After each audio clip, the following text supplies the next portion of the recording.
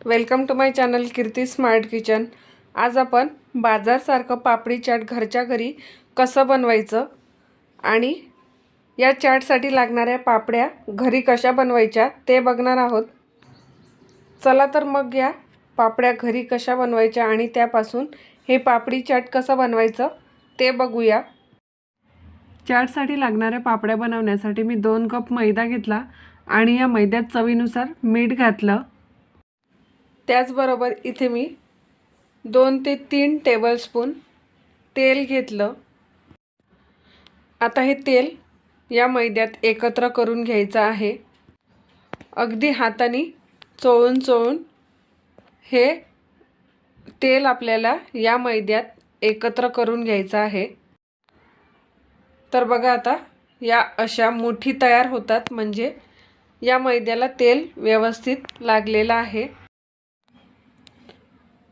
आता यात घालायचा 1 टीस्पून ओवा आणि हा ओवा सुद्धा या मैद्यात एकत्र करून घ्यायचा आहे आणि थोडं करून यात पाणी घालून या पिठाला मळून घ्यायचं।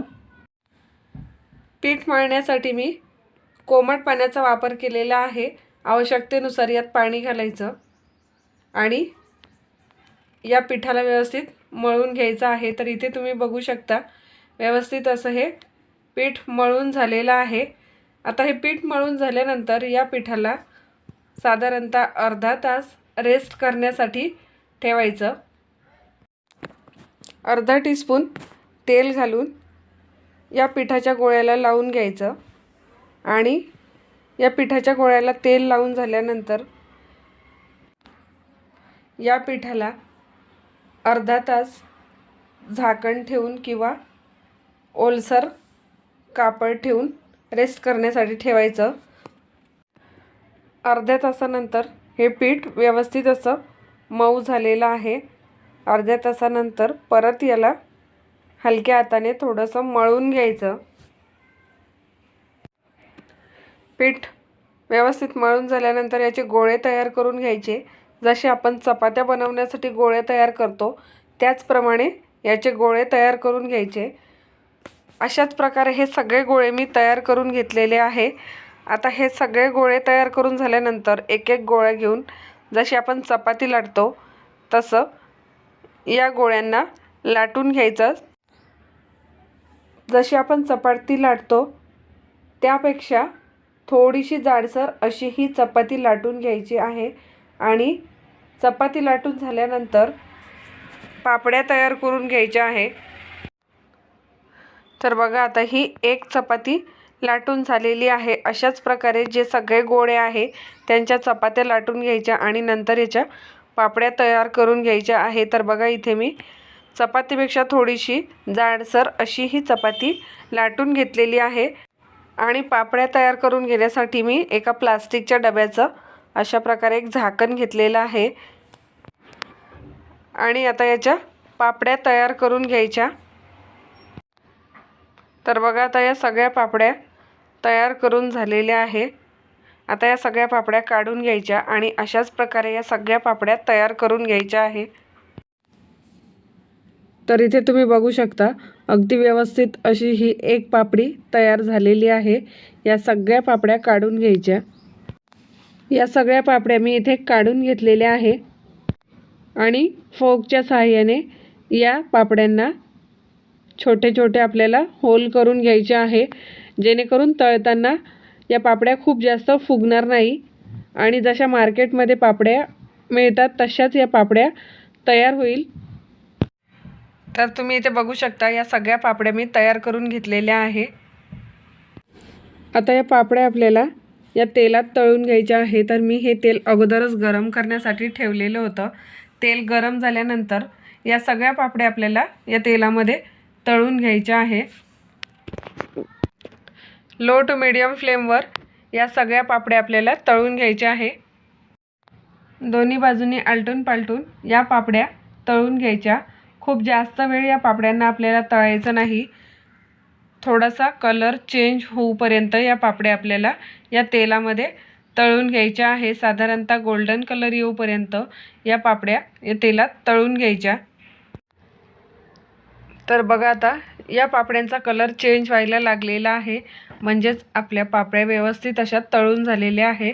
आता या पापड्यांची ही एक बॅच व्यवस्थित तळून झालेली आहे। अशाच प्रकारे सगळ्या पापड्या तळून घ्यायच्या। अगदी खुसखुशीत अशा या पापड्या तयार होतात। या सगळ्या पापड्या व्यवस्थित तळून झालेल्या आहे। या पापड्यांना तुम्ही साधारणतः 1 महिना एअरटाईट कंटेनरमध्ये स्टोअर करून ठेवू शकता। अगदी खुसखुशीत अशा या पापड्या तयार होतात। या सगळ्या पापड्या तळून झालेल्या आहे। आता या पापड्यांचं चाट कसं बनवायचं ते बघूया। या प्लेटमध्ये पापड्या घ्यायच्या आणि आता मसाला कसा बनवायचा ते बघूया। तर त्यासाठी इथे मी 2 उकडलेले बटाटे घेतलेले आहे। हे उकडलेले बटाटे मॅश करून घ्यायचे। बटाटे मॅश करून झालेले आहे। मॅश केलेल्या बटाट्यांमध्ये 1 ते 2 चिमूट चाट मसाला घालायचा, 2 चिमूट लाल मिरची पावडर घालायची, चवीनुसार मीठ घालायचं। आता हे सगळं मिश्रण एकत्र करून घ्यायचं। हे सगळं मिश्रण व्यवस्थित एकत्र करून झालेलं आहे। आता हा जो आपण मसाला बनवून घेतला तो या सगळ्या पापड्यांवर घालायचा।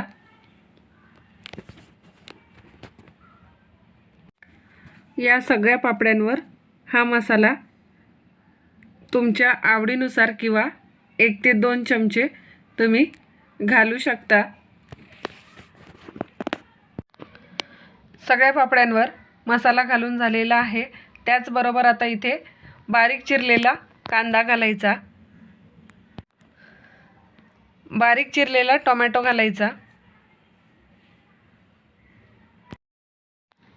टोमॅटो घालून झाल्यानंतर जी आपण चाटसाठी ग्रीन चटणी वापरतो ती ग्रीन चटणी घालायची। ग्रीन चटणी घालून झाल्यानंतर चिंचेची चटणी घालायची। ग्रीन चटणी आणि चिंचेच्या चटणीचे प्रमाण तुम्ही तुमच्या आवडीनुसार घेऊ शकता। चिंचेची चटणी घालून झाल्यानंतर इथे मी दही घेतलेलं आहे।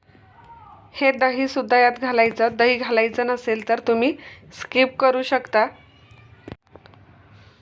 आणि आता यावर बारीक शेव घालायची। यात तुम्ही बारीक चिरलेली कोथिंबीर सुद्धा घालू शकता। अगदी चटपटीत असं हे पापडी चाट घरच्या घरी तयार होते। चवीला भन्नाट आणि झटपट तयार होणारी ही पापडी चाटची रेसिपी आहे। रेसिपी आवडल्यास लाईक, शेअर आणि कमेंट करायला विसरू नका। पुन्हा एकदा भेटूया अशाच नवीन रेसिपीसोबत। तोपर्यंत धन्यवाद।